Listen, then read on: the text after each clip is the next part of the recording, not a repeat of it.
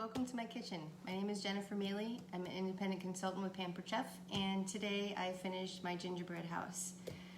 It's my very first ever in my entire life, and I just thought, how could I have lived this long and not tried it? So I've heard lots of stories from people who've done it, and I was a little nervous because, you know, it's a lot involved. So I just wanted to show you some of the things I learned along the way. I did have to do YouTube for a couple of things. So this is one side of it, and it's on a turnstile so I can show you. It's still drying, so I have to be really delicate. The royal frosting comes out like marshmallow fluff, and then as it hardens, it might as well be Elmer's glue. It's pretty heavy duty. I've been storing it in my refrigerator overnight. I made the gingerbread first, and I honestly researched it when it came to reading the directions.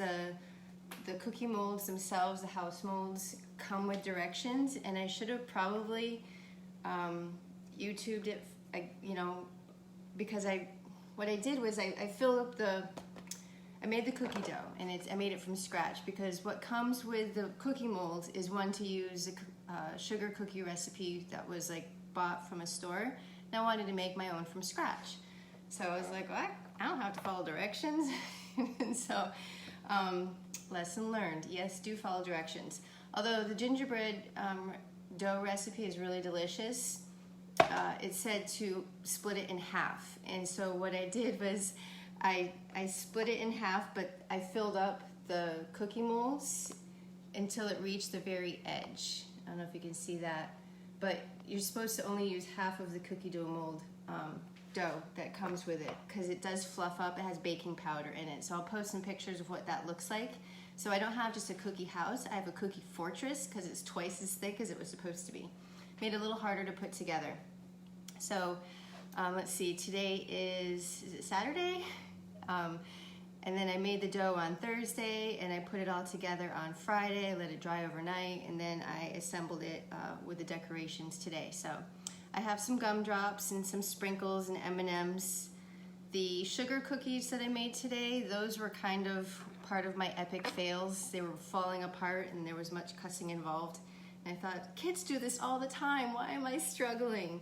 So part of it was because my dough was thicker than it should have been, and part of it was maybe because I didn't follow directions on what dough to use. It all worked out in the end, so I'm really pleased with it since it's my very first time ever. But I just wanted to let you know that it doesn't have to, if you do choose to get the molds, I think they're temporarily unavailable right now, but when they do come back, don't fill them to the very top, because what I did was I filled them to the top, I squished it in with my fingers, and then I used my baker's roller and I rolled it over like they told me to, and then it puffed, so it got much thicker. And so don't do that.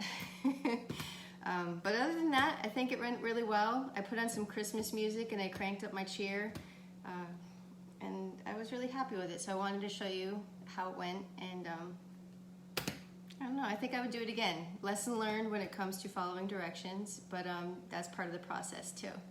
Thanks for joining me, and I wish you a Merry Christmas. I hope you're having a great day. I'll talk to you later.